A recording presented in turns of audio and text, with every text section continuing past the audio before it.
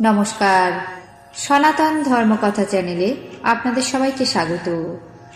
আজ পৌষ মাসের 11 তারিখ, শনিবার, শুক্লপক্ষের সপ্তমী তিথি।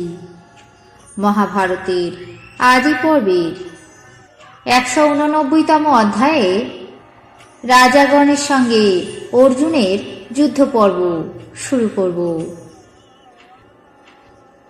নারায়ণং নমস্কৃত্য নরং চৈব নরোত্তমং দেবীং সরস্বতীং ব্যাসং ততো জয়মুদীরয়েৎ।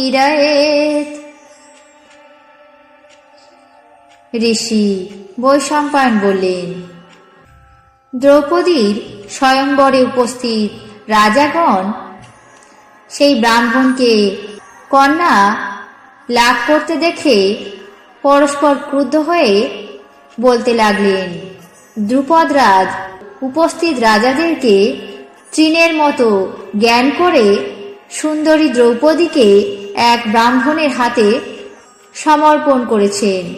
ইনি সমস্ত রাজাদেরকে আহ্বান করে উত্তম রূপে ভোজন করিয়ে শেষে তাদের সম্মান রক্ষা করতে পারলেন না। অতএব সমস্ত গুণ সম্পন্ন রাজাগণ ক্ষত্রিয় হয়েও সম্মানিত এবং যোগ্য হতে পারলেন না। এই অপরাধে এই দুরাত্মা ব্রাহ্মণকে আমরা বধ করব। এই স্বয়ংবরে ব্রাহ্মণের কোনো অধিকার নেই। এটি কেবল ক্ষত্রিয়দেরই স্বয়ংবর সভা। আর যদি এই কন্যা আমাদের কাউকে মনোনীত না করে, তাহলে একে অগ্নিতে নিক্ষেপ করে আমরা নিজ নিজ রাজ্যে ফিরে যাব।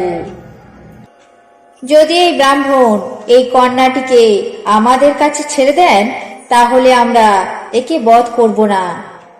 আমরা এই ব্রাহ্মণের উপকারের জন্য রাজ্য, ধন সম্পত্তি সমস্ত কিছু দান করতে পারি। ক্ষত্রিয়গণ নিজেদের অবমাননার ভয়ে নিজেদের ধর্ম রক্ষা করার জন্য আর অন্য কোনো স্বয়ংবরে এমন অপমানিত যাতে না হতে হয়, সেই জন্য দ্রুপদরাজকে বধ করার জন্য অস্ত্র হাতে ধাবমান হলেন। সেই সশস্ত্র ক্রোধে অন্ধ রাজাগণ প্রবল বেগে দ্রুপদের দিকে ধেয়ে চলেছে। তাই দেখে দ্রুপদরাজ ভয়ে ব্রাহ্মণদের শরণাগত হলেন। অর্জুন এবং ভীম গজের মতো রাজাদেরকে দেখে ধনুর বাণ নিয়ে তাদের সামনে দাঁড়িয়ে পড়লেন। রাজাগণ ভীম অর্জুনের ভয়ঙ্কর মূর্তি দেখে অস্ত্র গ্রহণ করে প্রবল যুদ্ধ করতে লাগলেন। তারপর মহাবল পরাক্রান্ত ভীম হাত দিয়ে এক স্তম্ভকে তুলে নিয়ে রাজাদেরকে ভীষণ দণ্ড দিলেন। তারপর একটি বৃক্ষ নিয়ে অর্জুনের সামনে দাঁড়িয়ে রইলেন। অত্যন্ত ধীশক্তি সম্পন্ন অর্জুন ভ্রাতা ভীমের পরাক্রম দেখে চমৎকৃত হয়ে ধনুর বাণ হাতে নিয়ে দাঁড়িয়ে রইলেন। সেই সমস্ত দেখে মহানুভব কৃষ্ণ দ্রুপদকে বললেন, মহাশয়, যিনি এই বিস্তীর্ণ বাণ অনায়াসে আকর্ষণ করেছেন, ইনি অর্জুন, তাতে আর কোনো সন্দেহ নেই। আর যিনি নিজের বাহুবলে এক বৃক্ষ উৎপাটন করে নির্ভয়ে রাজাদের সামনে দাঁড়িয়ে রয়েছেন, ইনি হলেন বৃকোদর ভীম। পৃথিবীতে এমন বীর কে আছে এবং যে পদ্মলোচন গৌরবর্ণ পুরুষ অতি বিনীতভাবে আগে আগে যাচ্ছেন, ইনি হলেন ধর্মপুত্র যুধিষ্ঠির। আর দুই সুকুমার যুগল দেখতে পাচ্ছেন, তারা নকুল এবং সহদেব। শুনেছিলাম মাতা কুন্তী পুত্রদের সঙ্গে ভয়াবহ যতুগৃহ দাহ থেকে পরিত্রাণ পেয়েছে, তা যথার্থ সত্য বটে। কৃষ্ণের মুখে এই সমস্ত শুনে দ্রুপদরাজ বললেন, হে বাসুদেব, দেবী কুন্তী এবং পাণ্ডবগণ সেই বিপদ থেকে রক্ষা পেয়েছে তা শুনে অত্যন্ত আনন্দ পেলাম।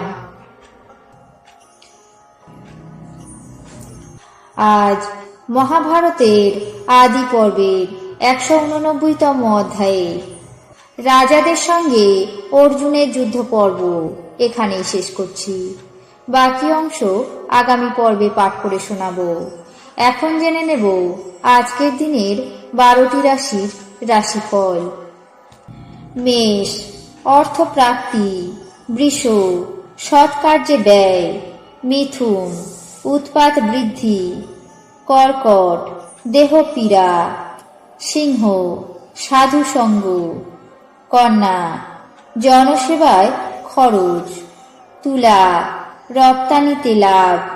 বৃশ্চিক, প্রত্যাশা পূরণ। ধনু, অর্থ ক্ষতি। মকর, বিরোধিতা। কুম্ভ, কর্মে আসক্তি। মীন, শিরোপীড়া। এই ছিল আজকের দিনের 12টি রাশির রাশিফল। আপনাদের কেমন লাগলো তা অবশ্যই কমেন্ট বক্সে জানাবেন। চ্যানেলটিকে সাবস্ক্রাইব করবেন, লাইক করবেন, শেয়ার করবেন। ধন্যবাদ।